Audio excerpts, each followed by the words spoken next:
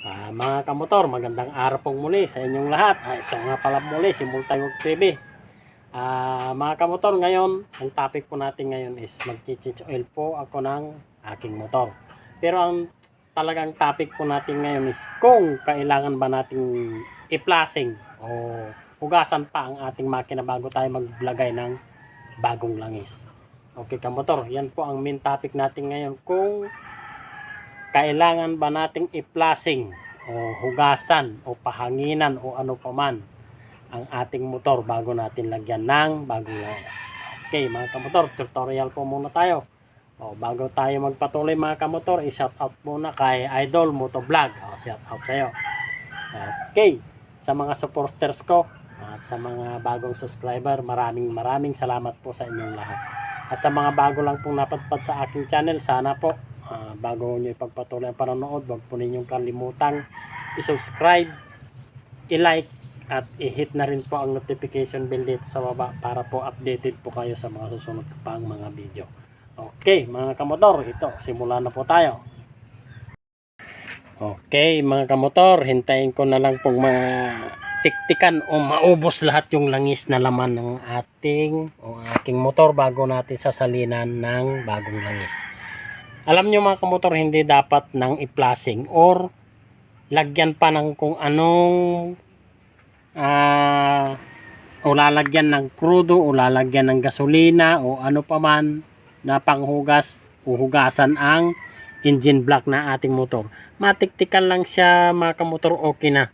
Huwag na nating i-flashing na gaya nung sinasabi ng iba.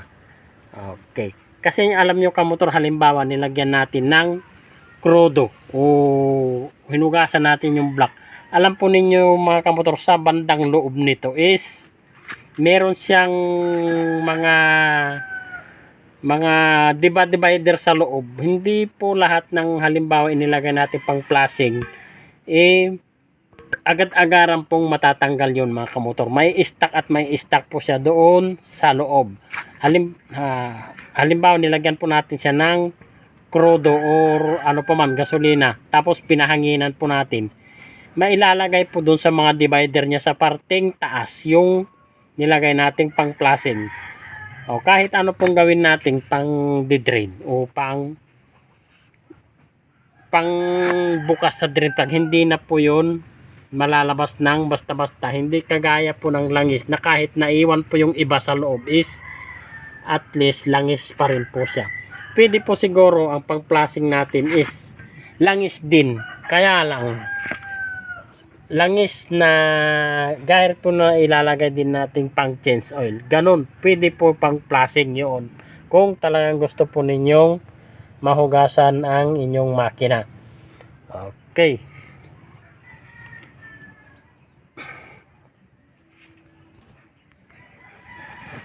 Okay mga kamotor, ayan.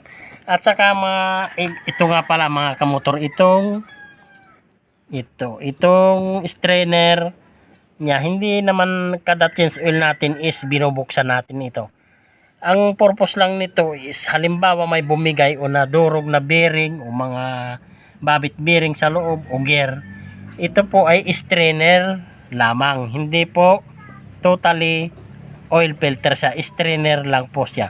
Pwede po kumbaga katlong beses na tayo nag-change oil, pwede po nating bubuksan ito.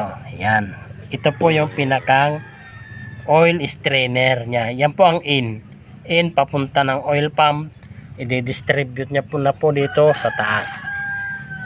Okay mga kamotor, ito ayon lang po sa opinion ko. Nasa sa inyo po kung ipapa-flashing ninyo ang inyong mga motor. Okay, pwede rin po. Pero ang advice lang po talaga, kung ang pagpa-flashing po ninyo ay langis din po, wag na po kung anong petroleum product. Hindi po pwede ang crudo, hindi rin po pwede ang gasolina. Basta ang pang-flashing lang po ninyo is langis din po na dapat dito sa makina ito. Kung marami-rami ang inyong budget. Ayan. Okay mga kamotor, sana po sa kung maikling video na ito may natutunan o may na-share naman po muli ako. Okay.